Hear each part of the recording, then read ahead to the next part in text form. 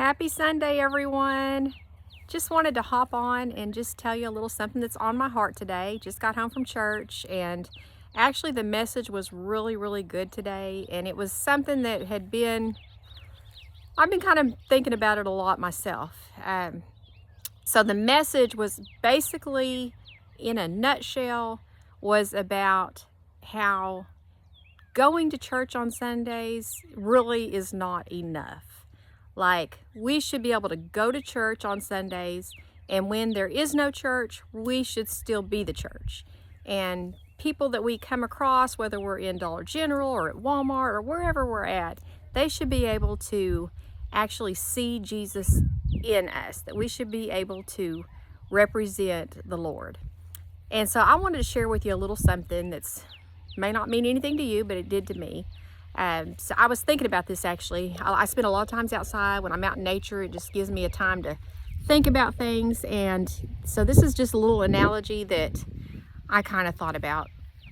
And so what it is I have basically struggled my entire adult life with my weight. So I spend a lot of time dieting, doing all the things to try to get my weight off. And one thing that I have noticed and that I found out is, and this is maybe different with different people, but my body is stubborn. But anyways, one thing that I've noticed is I can change my diet. I can eat all the things that I'm supposed to. I can drink all the water. I can make those changes that you would think would help me to lose weight. But because my body is stubborn, it just doesn't happen for me like that until I add in the one thing. And that one thing for me is movement. Like, I have got to move my body. I don't have to like lift weights. I don't have to do some heavy things. But what I do have to do is I do have to get some movement in, and I have to do it daily. And so when I really want to see the pounds coming off, and I really want to feel better, and I really want things to start working for me, I've got to start moving. And I normally do that by walking. I love to walk. But anyways, just wanted to share how that kind of has resonated with me and my walk with the Lord. And so all of my life, I have considered myself a Christian. I was raised in church. My parents brought me up to be a Christian. You know, I've always known who God was, but it was not until, honestly, I'm not going to say I just got to know God within the last couple of years, but I was definitely well up into my 40s before I started kind of building that relationship. But even then, things did not start changing for me until last year in January. Last year in January, I challenged myself to start reading the Bible. And so every morning I would get up at 5 o'clock in the morning, and I followed a plan. I would read, so many chapters and scriptures, and it kind of bounced me around the Bible. And I read the entire Bible last year. Well, the Bible's pretty complicated. It's also extremely interesting, but it's pretty complicated. There was a lot of days that I would read my assignment, and I may not even understand it. There was a lot of times that I would read the Bible in the morning, and, life is busy. There's lots of hurdles that I'm doing and climbing and dealing with. And you could ask me what I read that evening, and I wouldn't even remember. So I'm being totally vulnerable and being honest with you. But I stuck to it, and I read the Bible every day.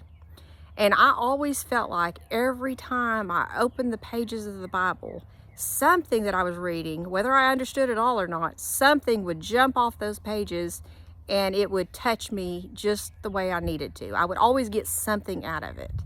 And so this year, it's in me now. Like, I read the Bible every single day, and I love having a plan that just keeps me focused, and I know I'm going to finish the Bible in a year. So this year I'm doing the Bible recap with Tara-Leigh Cobble, and it's really good. I highly recommend it. I have the workbook. It asks me different questions. I have a guide that tells me what to read.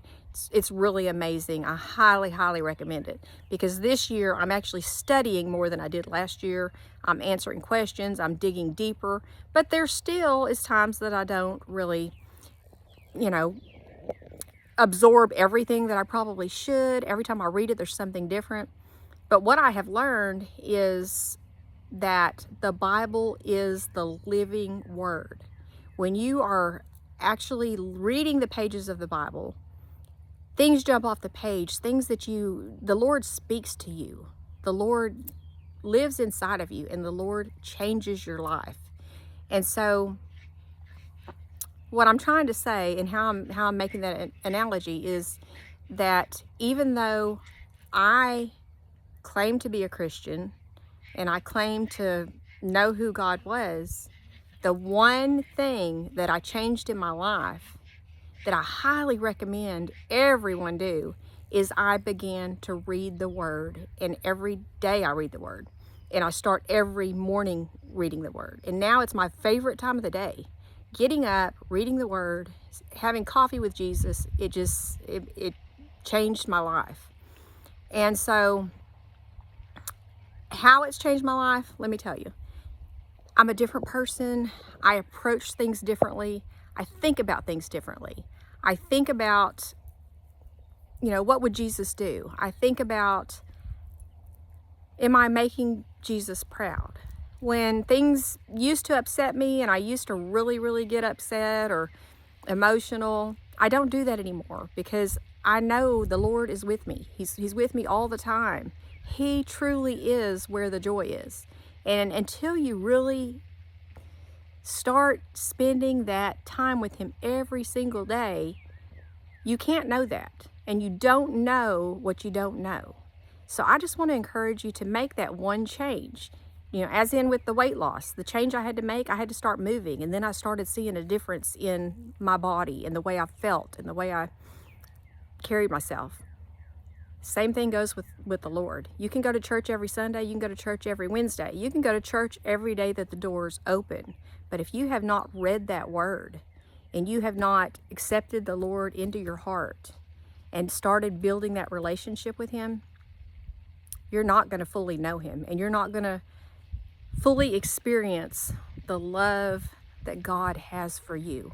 And you're not going to be able to go to church and leave church and be the church, because you're not going to know how to be the church. You're not going to understand that you are the church.